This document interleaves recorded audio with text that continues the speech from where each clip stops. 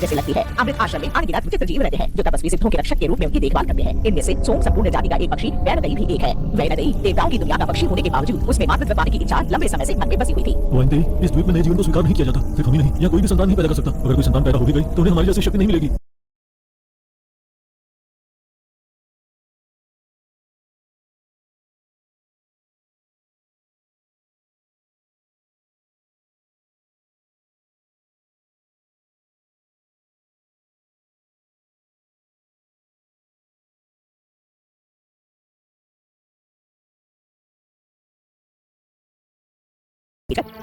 उस वैसे भी खरीदने जाता है। मैं बता सकता हूं मेरी भी खरीदने जाती बात करी। हमने इतना किया है, तो बिजली अच्छा हुआ है। मेरी बेटी लगा ये है उसके पास पैसे के पूरे को खा शायद से जीवन का और उसने अपनी सारी घटना बताई। ये देखो, ये चीज है, अल्लाह से आएगा। इतना कहकर उसको पुलिस वाले से पुलिस वाले से बात ये है कि अच्छा काम पता नहीं लेकिन तब ये नहीं ऐसा कुछ मांगे कि जो कोई बात चला अरे मैं भी खाई बात के लिए अरे ना भी जो है लेकर चला मैं तो करना मतलब जो लाभ ये नहीं है देखते जो इधर वापस आ जाती थी। इस तरह एक दिन जब वो देवी से पक्षी में बदलते समय पेड़ के सोए में से देखा कमला देवी भागने का सोच रहा था। मैं कहीं सामने उतरी। अरे मैं बोल रही हूं ये मनुष्य कुछ दिनों में मार जाऊंगी। मेरे आगे बच्चे बदलेंगे फिर तक मेरी बाइक या मेरी किसी को बताना ये कैसे है। ठीक है, मेरा बेटी से काम है, मेरी खुशी की बात है। आप निश्चिंत रहें, मैं ऐसे को नहीं कहूंगा वाला है। जब मछली कहा वे नीचे बैठकर उन की देखभाल करता था। कुछ दिनों बाद उसके देखा कि पेड़ पर अकेले लाल में चलते हुए नजर आ रहे हैं। उस गर्मी की वजह से पेड़ के काले पत्ते थोड़ी-थोड़ी गिरने लगे थे। अरे बेचारी वो अंदर से आगे ऊपर चल रहा है, कहीं उसमें मुझे कुछ हो जाए। घबराते हुए बाइक के लौटने पर सारी बात बताई। जब मैं अगर आगे लौट रहे हैं तो इसका मतलब है कि अनु जीवन का सजा हो रहा है और कुछ दिनों में ये आगे तोड़ बाहर आ जाएंगे। सच में ठीक है, वो उस गर्मी के कारण मेरे पेट पर काले पड़ गिर रहे हैं। अगर ऐसा हुआ तो मुझे बहुत नुकसान होगा। मैं होने वाली पत्नी से सोने की उठा ली थी तो कैसे उठाऊंगा? घबराओ मत, मैं तुम्हें चाहूं ना सुनाऊंगी। जब मैं हमारी वापस जाऊंगी तब मैं उन्हें भी साथ लेकर जाऊंगी। अगले दिन आधी रात को पक्षी पर बैठकर समुद्र के ऊपर उड़ते हुए शाही नदी पर पहुंचा। आगे पक्षी होती है आसपास समुद्र में जाएगा। इसलिए हमें आगे पक्षी होने से पहले यहां से चले जाना चाहिए वरना तुम उस गर्मी को सह नहीं सकोगे। मैं ज्वाला की तरह गिर जाऊंगी। इस बीच जितना चाहूं उतना लो हमारे पास एक ही घंटा है। ऐसा कहकर बाइक आगे चल गई। उस छोटे छोटे पत्थरों को दिखाते हुए कुछ अपनी सीखे हुए कुछ अपनी जेब में डालते हुए वासी आकर तैयार रहा। ये क्या हाल आपको बस समय है जल्दी से जाओ सुनाइए फिर हम यहाँ से चलते हैं। इसे समझ नहीं आ रही अब हम चल सकते हैं। क्या सच में ना समझ काफी होगा। सच में मुझे चाहिए, इसमें आराम से गिरूंगा। ऐसा कहते हुए बाइक के हर की बजाकर फ्लैश करके पहुंची। वह उस सोने से अपनी सारी चिपका कर दिया है। गांव में एक अच्छा घर बनकर चंद्रिका से जल्दी शादी भी तय किया है। और एक हफ्ते में छोटा भाई कहानी हो जाएगा समझ में आने से भाई ये देख पक्षी ने उन लोगों पर ऐसे चिल्लाते हुए हम आगे बढ़ा दिया।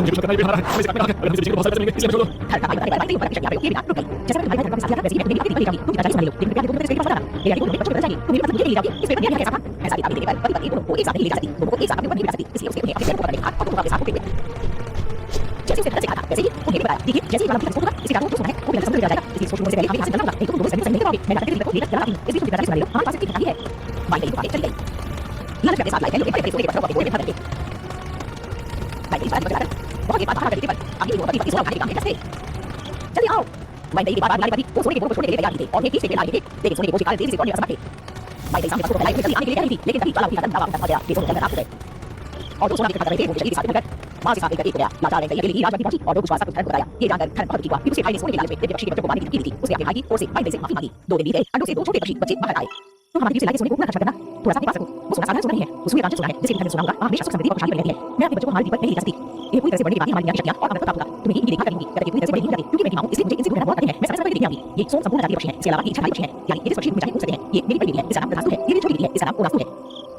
कितना बड़ा बाइक की गलती की ओर हो गई ये तो रास्तु का कहानी है ये रास्तु का और रास्तु का दोनों में है ये पता नहीं है पक्षी कहती तुमसे पता है तेरे हमारे वाला भैया की भाषा और बुद्धि ने दोनों मनुष्य की सांसों को गिरा कर देने वाला शाम बन गया तो छोटी भाई अच्छाई और मानवता आने वाली पीढ़ियों के लिए समृद्धि और संतोष देने वाला प्रदान बन गया आप किसे चुनेंगे सिर्फ आपको सुख देने वाला पैसा को या आपके साथ साथ आसपास के सभी लोगों को प्यार बांटने वाला गुरु को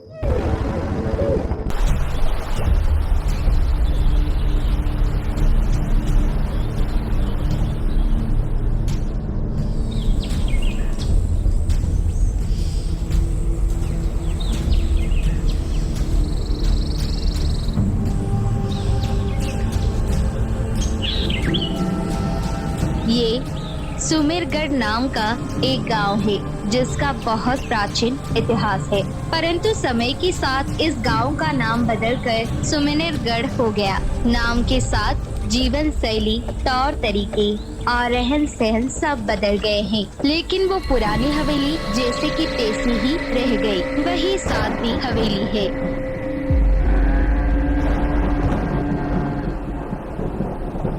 उस गांव में सिर्फ 2 लोग ऐसे हैं जो उस हवेली के बारे में उसके इतिहास के बारे में जानते हैं। एक है देवी माँ और दूसरी सोमेश्वर।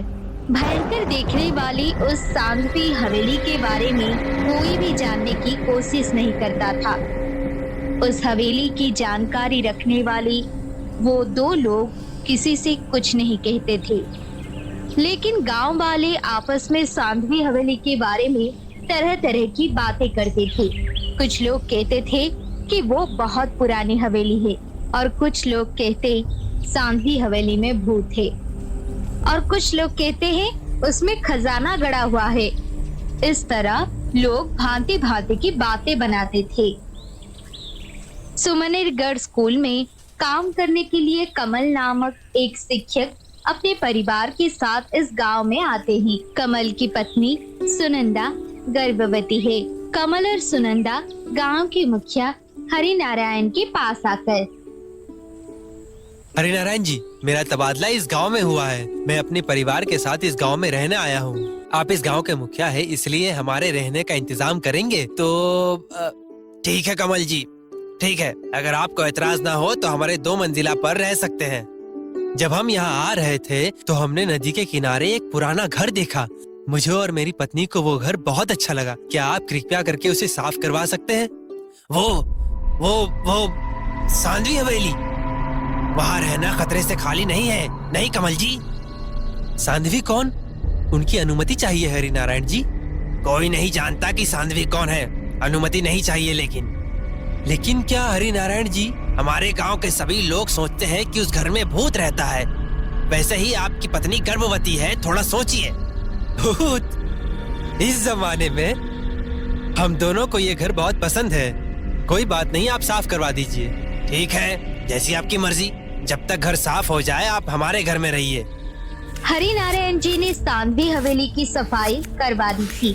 जैसे ही कमल और सुनंदा ने सांधवी हवेली में प्रवेश किया, तेज हवा और बारिश, आसपास का मौसम भयानक रूप में बदल गया।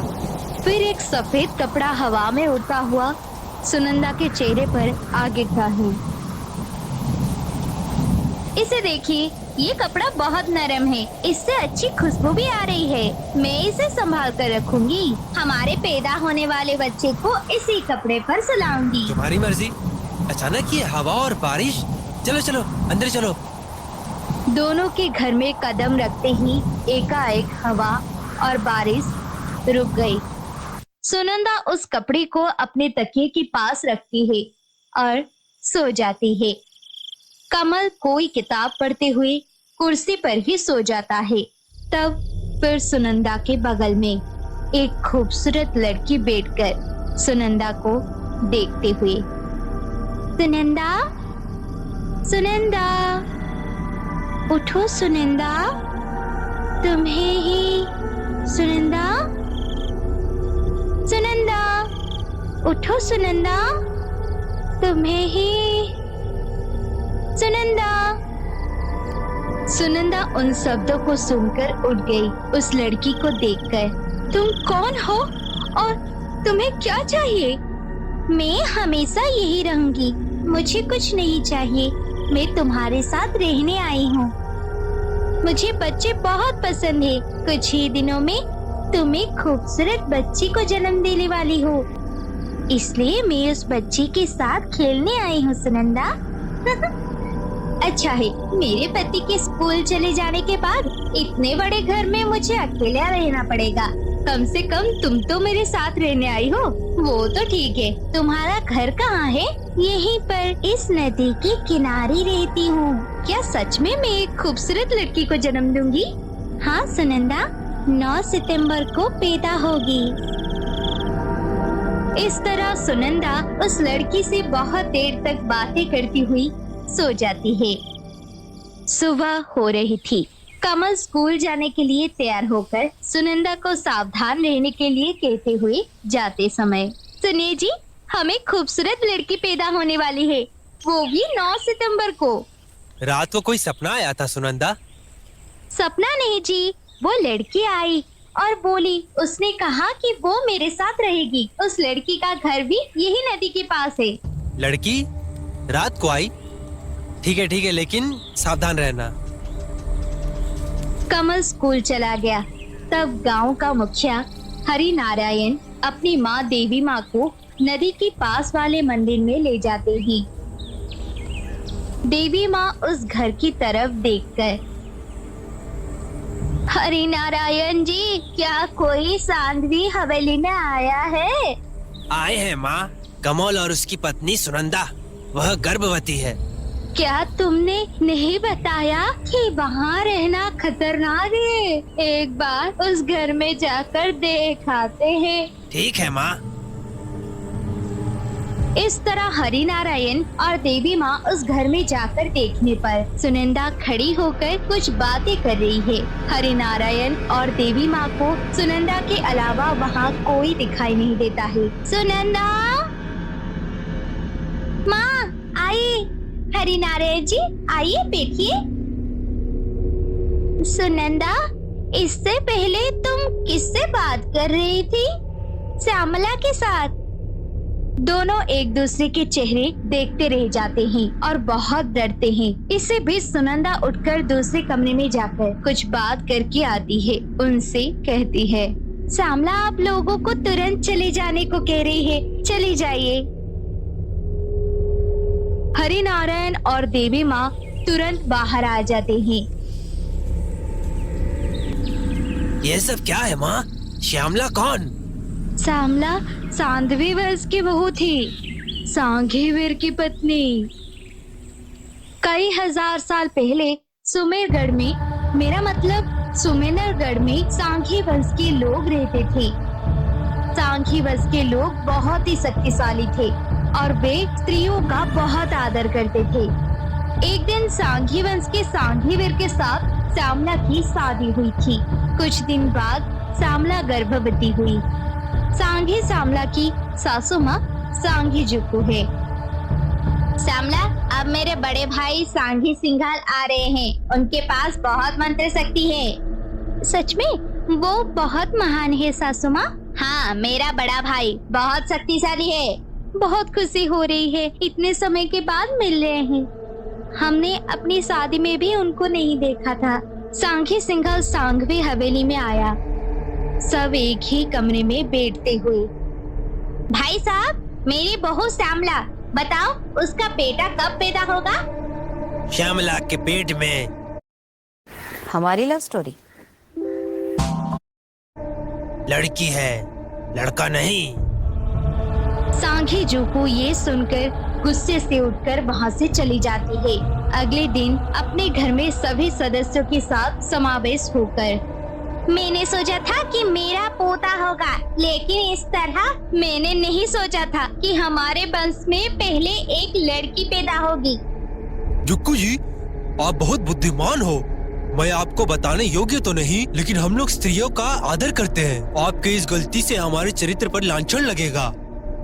सांघी जुकू अपने बेटे के साथ, तुम्हारी पत्नी हमें बारिश नहीं दे सकती, तुम उससे छुटकारा पालो। हमारे वंश का पहला बारिश होना चाहिए। जब से मुझे पता चला कि श्यामला की लड़की पैदा होने वाली है, तब से मेरे मन की शांति ही नहीं है। पहले हम उससे छुटकारा पाले। मैं एक अच्छी लड़की ढूंढ रही हूँ, फिर से तुम्हारी शादी करा दूंगी, फिर तुम एक सुंदर बारिश पैदा कर सकोगे। सांघीवीर अपनी माँ की बातें सुनकर उसी रात को जब श्यामला बिस्तर पर सो रही थी, ये भी नहीं सोचा कि वो गर्भवती है। बेरहमी से उसका गला घोंटकर उसे मार डालता है और नदी में फेंककर सभी को ये यकीन दिलाते हैं कि उसने आत्महत्या कर ली। कुछ ही दिनों बाद अपने लड़के को दूसरी शादी करवाने की सोचती है। एक दिन रात को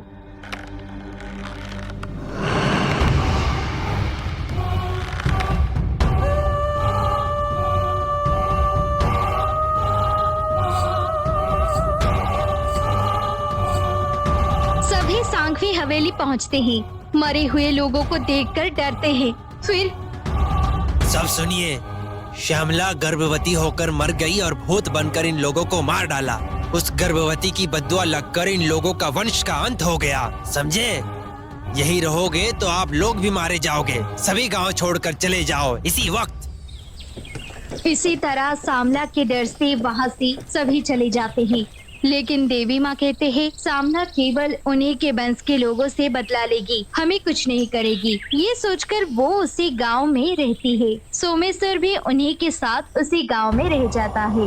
श्यामला भूत बनकर सांघवी हवेली में रहती है। दिन महीने साल बीतते गए। कुछ लोग प्रवासी बनकर उस गांव में रहने लगे और इस तरह उन्होंने पुराने घर गिराकर नए घर बना लिए। वरुण जो गांव में नया आया था, सांघवी हवेली को गिराने का फैसला करता है। भूत रातों रात वरुण को भयंकर रूप से मार डालता है और उसे घर की दहलीज पर लटका देती है। उसके बाद से कोई भी सांघवी हवेली की तरफ नहीं गया। मैंने कभी कभी उस घर से रोने की आवाज और चीखें सुनी थी।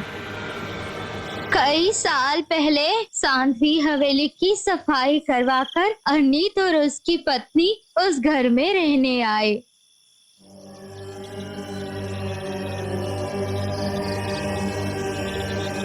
वापस आकर बिस्तर पर लेटते ही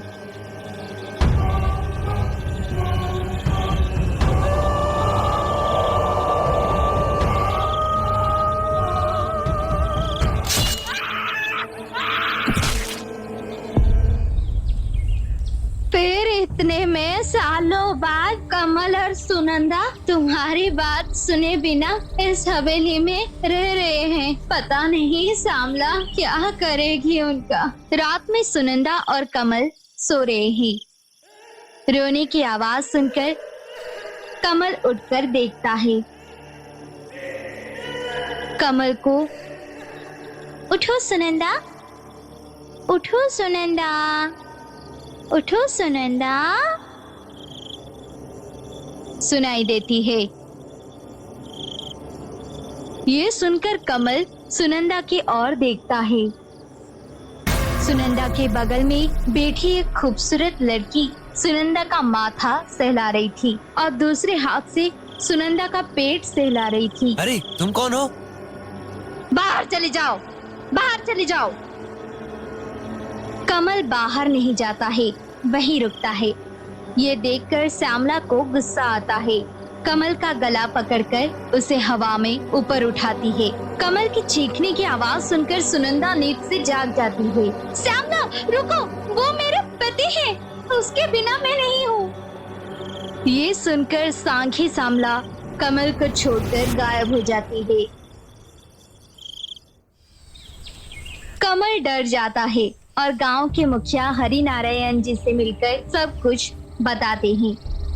हरिनारायण कमल को देवी माँ की कमरे में ले गए। कमल को श्यामला भूत के बारे में सब कुछ बताती हैं। वो तुम लोगों को मार डालेगी। ये आश्चर्य की बात है कि उसने 2 दिनों तक तुम्हें वहाँ रहने दिया। तुरंत जाओ और सोमेश्वर से मिलो, वो तुम्हारी रक्षा कर सकते हैं। कमल हरिनारायण देवी माँ जाकर सोमेश्वर को सब कुछ बताते हैं। हाँ, तुम्हारी पत्नी की गर्भ व्यवस्था के कारण उसने तुम्हें वहाँ रहने दिया। बच्चे के पैदा होते ही वो तुम लोगों को मार डालेगी, क्योंकि वो गर्भ व्यवस्था में बच्चे को बिना जन्म दिए ही मर गई थी। डरिए मत, मैं अभी असलम को लेकर आता हूँ। असलम के आने तक आप लोग हमारे घर में रहिए। देवी माँ कमल और सुनंदा को अपने घर ले गई। उस रात सोमेश्वर असलम को लेकर आया। सांघी हवेली में पूजा करते समय देवी माँ, सुनंदा, कमल भी वहाँ आए। सुनिए, अब ये सब क्यों? सांघी श्यामला बहुत अच्छी है, उसे कुछ मत करो। तुम पागल हो गई हो? वो एक भूत है, तुम्हें मार डालेगी। सोमेश्वर पूजा करते हुए रंगोली में हल्दी छिड़ककर जोर से मंत्र को पढ़कर, श्यामला आओ, आओ।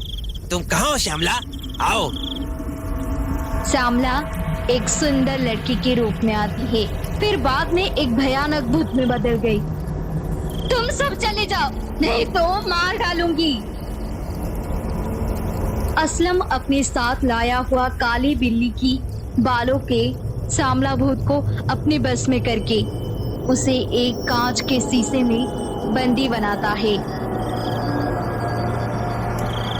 सोमेश्वर, इस शीशे को नदी के बीचों बीच फेंक कर पीछे मुड़े बिना आ जाना। असलम के कहे अनुसार नदी के बीचों बीच फेंक कर वापस आ गया सोमेश्वर। अब डरने की कोई बात नहीं है। सांघी श्यामला की पीड़ा दूर हो गई है। सब खुशी रहो।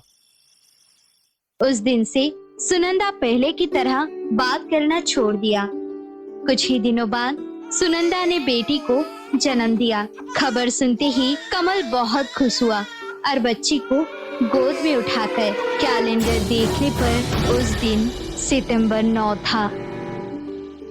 कमल चौंक जाता है। इस तरह कुछ सालों बाद बच्ची स्कूल जाते हुए पीछे मुड़कर,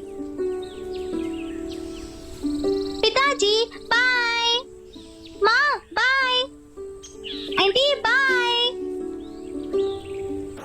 उस दिन सोमेश्वर सांघी श्यामला को बंदी बनाया हुआ शीशा नदी में फेंकने पर वो शीशा नदी में बहते हुए कई दिनों बाद एक चट्टान से टकराई और टूट गई। श्यामला के आत्मा बाहर निकलकर सांघी हवेली में किसी को बिना देखे वहीं रहती थी, सिर्फ बच्ची को दिखाई देती थी। प्रेम की कोई मृत्यु नहीं होती, प्रेम का कोई रूप नहीं होता, प्रेम का रूप से कोई लेना देना नहीं होता है। चाहे कितने साल बीत जाए, लेकिन प्यार जिंदा रहता है। इस बात का सबूत खुद श्यामला है।